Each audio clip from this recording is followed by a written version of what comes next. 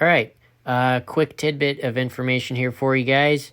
I have had a couple of questions involving how to change the photo resolution or the final output resolution for the camera.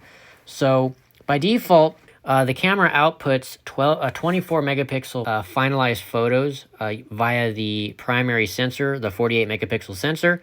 You do have the option to kind of dumb that back down to 12 megapixels for those that want to save space. So if I jump over here into the settings app and we go and locate the camera section, and under the formats section within that, you now have this image or the photo capture option here called photo mode.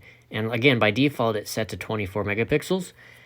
And essentially what that's doing is it's pixel binning the 48 megapixel sensor down to a 24 megapixel final image.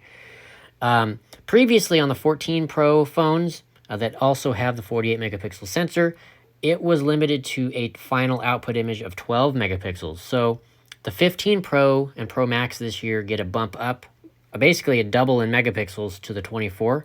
But again, you can change that and reduce it back down to the 12 megapixel if you prefer and want to save storage space on your phone.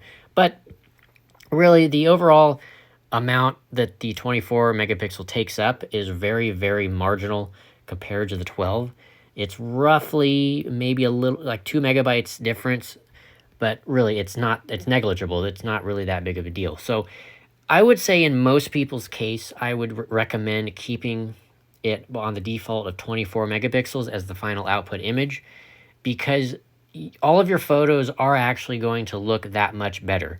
When you go to zoom in on them, even low light photos, you're going to notice just that little bit extra sharpness and detail compared to having it in just the 12 megapixel mode.